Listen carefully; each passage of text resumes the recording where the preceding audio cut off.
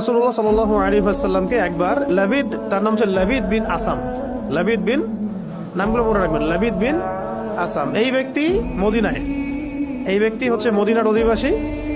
তো সে রাসূলুল্লাহ সাল্লাল্লাহু আলাইহি ওয়াসাল্লামের প্রতি শত্রুতা বশত, ইসলামের প্রতি শত্রুতা বশত কারো দ্বারা রাসূলের চুল কালেক্ট করেছিলেন, কয়েকটা চিরুনি থেকে চুল কালেক্ট করেছিলেন, করে সেই চুলগুলোর সাথে আরো ওদের যে তন্ত্র মন্ত্র এগুলো আছে, এগুলো জাদু মন্ত্রগুলো করে রাসূলুল্লাহ সাল্লাল্লাহু আলাইহি ওয়াসাল্লামকে জাদুগ্রস্ত করেছিলেন। তাহলে সাবিত হলো যে জাদু সত্য, সাবিত হলো কি জাদু সত্য, জাদুবিদ্যার চর্চা সত্য, এখনো হয়, আগেও ছিল, হয়তো ভবিষ্যতেও থাকবে, আল্লাহু আ'লাম। শুরু হয়েছিল কোত্থেকে? সুলাইমান আলাইহিস সালামের যুগ থেকে। কার যুগ থেকে? মনে আছে সূরা বাকারা আয়াত আছে না, ওয়াত্তাবিউ মা তাতলু আশ-শায়াতিন আলা মুলকি সুলাইমান ওয়ামা কাফারা সুলাইমান ওয়ালাকিন্না আশ-শায়াতিন কাফারু ইউআল্লিমুনা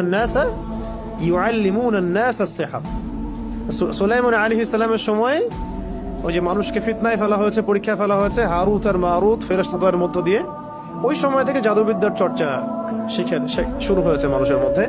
এবং এই জাদুর উদ্দেশ্য ছিল তারা স্বামী এবং স্ত্রীর মাঝখানে বিচ্ছেদ সৃষ্টি করতে চাইত, স্বামী স্ত্রীর মাঝখানে বিচ্ছেদ সৃষ্টি করতে চাইতো আর কি। এটা ছিল প্রথম জাদু।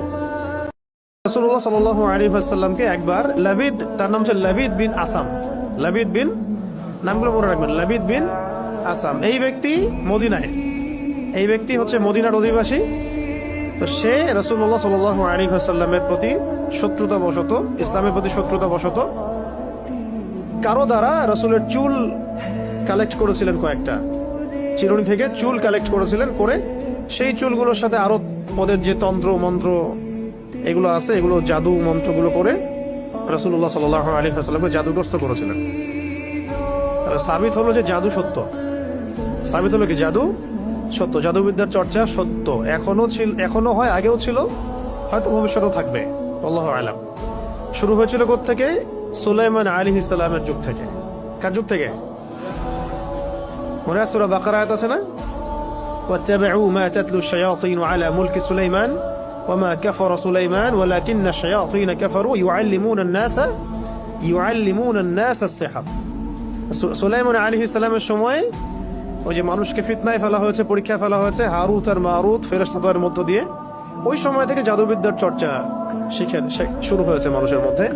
এবং এই জাদুর উদ্দেশ্য ছিল তারা স্বামী এবং স্ত্রীর মাঝখানে বিচ্ছেদ সৃষ্টি করতে চাইত, স্বামী স্ত্রীর মাঝখানে বিচ্ছেদ সৃষ্টি করতে চাইতো আর কি। এটা ছিল প্রথম জাদু।